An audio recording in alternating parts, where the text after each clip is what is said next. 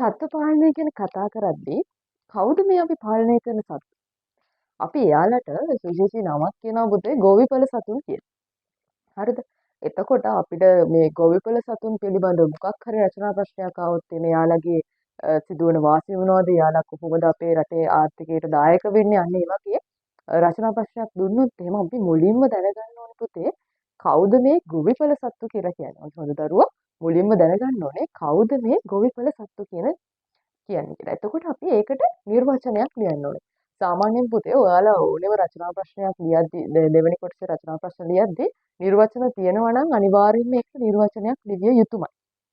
එතකොට තමයි ඔයාලට අර ඒකෙන් ඒ නිර්වචනයෙන් ඔයාලට එහෙන් පිටින්ම gediya පිටින් පුතේ ඔයාලට ලකුණු 10ක් ගන්න පුළුවන් අනිවාර්යයෙන්ම. හරිද? ඒ නිර්වචනේ හරියට අපි ලියන්න ඕනේ. අපි බලමු පුතේ කවුද මේ ගොවිපළ කියලා. අපි බලමු කවුද ගොවිපළ සතෙක් කියලා කියන්නේ. ගොවිපළ සතුන්. ගොවිපළ සතෙක් කියලා කියන්නේ පුතේ විවිධ නිෂ්පාදන ලබා ගැනීම සඳහා. මොනවද පුතේ? විවිධ නිෂ්පාදන ලබා ගැනීම සඳහා කොහෙද ඇති කරන්නේ මෙයාලා? ගොවිපළ ආශ්‍රිතව ඇති කරනු ලබන සතුන්. විවිධ නිෂ්පාදන ලබා ගැනීම සඳහා ගොවිපළ ආශ්‍රිතව ඇති කරනු ලබන සතුන් පුතේ අපි හඳුන්වනවා කවුරු කියලාද? ගොවිපළ සතුන් කියලා. හරි. දැන් මොනවද මේ විවිධ නිෂ්පාදන? විවිධ නිෂ්පාදන පුතේ වෙන්නේ එදිනදා ජීවිතයේදී මිනිස්සුන්ට අවශ්‍ය මස් ටික හදන්න, කිරි ටික හදාගන්න, බිත්තර ටික හදාගන්න, හම් පොහොර ඔය වගේ නිෂ්පාදනයන් නිපදවීම සඳහා පුතේ ගොවිපළ ආශ්‍රිතව ඇති කරන ලබන සතුන් අපි කියනවා ගොවිපළ සතුන් කියලා. හොඳරෝ මේ නිර්වචනය හොඳට පාඩම් කරගන්න. පැහැදිලිනේ? ඊට පස්සේ එච්චර දෙයක් නෑනේ විවිධ නිෂ්පාදන ලබා ගැනීම සඳහා ගොවිපළ ආශ්‍රිතව ඇති කරන සතුන් ටික. ඒ ටිකේ නිෂ්පාදන මොනවද කියලා තලා අදහසක් තියාගන්න. හරි? ඊට පස්සේ පුතේ මෙන්න මේ නිෂ්පාදන ලබා දෙන සත්තු අපිට ප්‍රධාන කොටස් දෙකකට බෙදන්න පුළුවන්. කියන්නේ ගොවිපළෙහි ඇති කරන ලබන සත්තු කොටස් දෙකකට බෙදන්න පුළුවන්. පළවෙනි කොටස තමයි පුතේ ප්‍රධාන වශයෙන් ඇති කරන ලබන සතු. දෙවෙනි කොටස සුළු වශයෙන් ඇති කරන ලබන සතු. ප්‍රධාන වශයෙන් කියලා කියන්නේ පුතේ අපි ඕනම ගොවිපළකට ගියොත් එහෙම මේ සත්තු ටික අපිට මේ දැක ගන්න පුළුවන්. හරි? ඒ සත්තු ඉන්න අය ගොවිපළවල වල. උදාහරණයක් විදිහට ගත්තොත් එහෙම ගවය. ගවය ඔයාලා දැන් ගමේ ඉන්න ළමයිනේ.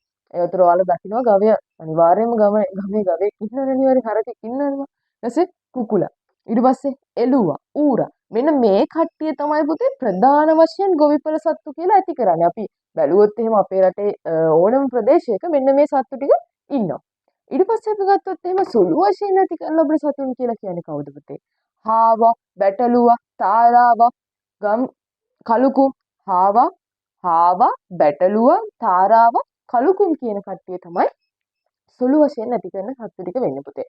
එතකොට සාමාන්‍යයෙන් අපිට මෙයාලා හරි අමාරුයි හොයාගන්න. හරිද? එතකොට හාව වගේ ගත්තොත් එහෙම අඹේවිල ෆාම් එකේ තමයි අර මේ මස් හදන්න ඇති කරන්නේ. සාමාන්‍යයෙන් ගෙවල් වල එහෙම හාව ඇති කරන්නේ මස් හදන්න නෙමෙයි. අර පුරතලයට වගේ ඇති කරන්නේ. ඊපස්සේ බැටළුවා, තාරාව, කළුකුම්. එතකොට මෙයාලගෙනුත් විවිධ නිෂ්පාදන ලබා ගන්න පුළුවන්. හාවගේ මස් ගන්න පුළුවන්, බැටළුවගෙන් කිරි, ලෝම මේ වගේ දේවල්.